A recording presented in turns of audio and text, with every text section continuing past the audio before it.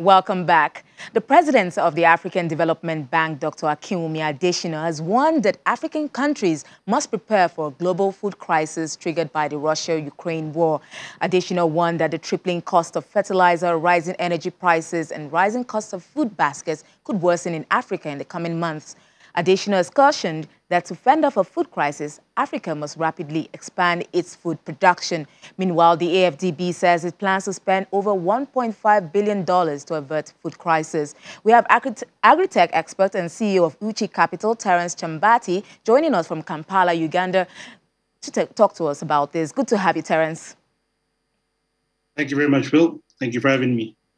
We've seen the Russia-Ukraine war, food disruptions, export bans, protectionist stance, including Indonesia banning palm oil exports. Now, the AFDB has warned that most African countries are at risk of a looming food crisis as a result of the Russia-Ukraine war. Now, could you paint a picture for us on how serious things could really get?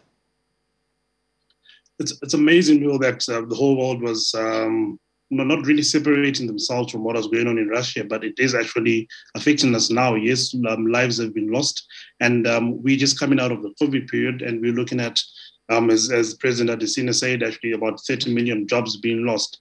Over and above that, we were already dealing with issues of climate change, deforestation, and all this affects food systems. And this is how bad the situation can be. And looking at how the Russia-Ukraine war has impacted Africa and the world at large. It's not just Africa, but I think we need to look at it from a global perspective that we've all been affected by this, and we are now feeling the pinch in our pockets. So the AFDB says it plans to spend about $1.5 billion to avert the food crisis, the looming food crisis. What do you think should be the priority areas for this spending? I think before we go into the priority areas, Will, is just really taking a step back and looking at it from a systemic point of view. There's so many things we need to change, policies. I mean, if we look at we as Africa have got the most arable land. Ideally, we should not be importing food.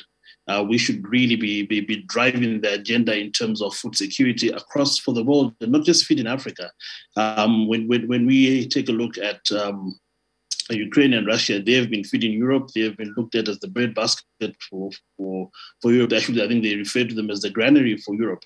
But from an African point of view, we should be feeding the world. And it is good that the development of all the finance world, IMF, AFDB, are really coming in and saying, how can we address the situation? But in addressing the situation, I think it's also important. Yes, there is a threat. Yes, there is a possibility of a food crisis. But how we define the problem will also shape the solution. I think we should be looking at this as an opportunity to say, how can we as Africa feed the whole world, given the opportunity, given the infrastructure we've got? What measures do we need to take for us to address the crisis which might be coming through? I think there's more opportunity for Africa as a continent for us to be able to feed the world and address issues to do with poverty and hunger alleviation. Looking at Russia, I mean, and just the Eastern Europe, they've been exporting more than 90% of the produce. I mean, you're looking at the cereals coming in, for example, in East Africa. Most of the cereals are actually coming through from Eastern Europe, Russia, and Ukraine. So we're talking of here wheat, or rice, soybeans, which we are all fighting, which we are fighting for with livestock. So this will definitely affect dairy prices. It will affect bread prices, and I think most African families will have some piece of bread on their table every morning. So wheat prices, bread prices. If we look at some staple foods, which include maize meal for mostly Southern Africa and parts of East Africa, they'll also be affected because prices have been going up. So looking at this, I think it's really important for us to say, this situation of the war in Russia, us coming out of COVID and the looming food shortage, how can we refine or redefine the question in saying, how can we take advantage of the opportunity for us to feed the world? So you consider yourself a systems change agent. What do you think African countries can do to mitigate this? You know, it's quite a bleak picture we have there. So I think there's a lot of collaboration, and before we do the whole collaboration, just the systems diagnosis is important. I know we've got many developmental organizations sitting down in conferences, but we really need to get the job done. We need to get our hands dirty. We need to run these micro experiments and say, because at the end of the day, I think we need to ensure that we are dealing with livelihoods. When we start speaking of food issues and the food security, we are now dealing with life and death issues. We've got the land. We might not have the full resources, but we need to put measures in place and explore opportunities, explore resources. What opportunities can we take advantage of? What do we need? What risks do we need to mitigate to ensure that we've got enough food, first of all, for our stomachs, for our tables, and it's bringing about resources for our pockets and for the community at large.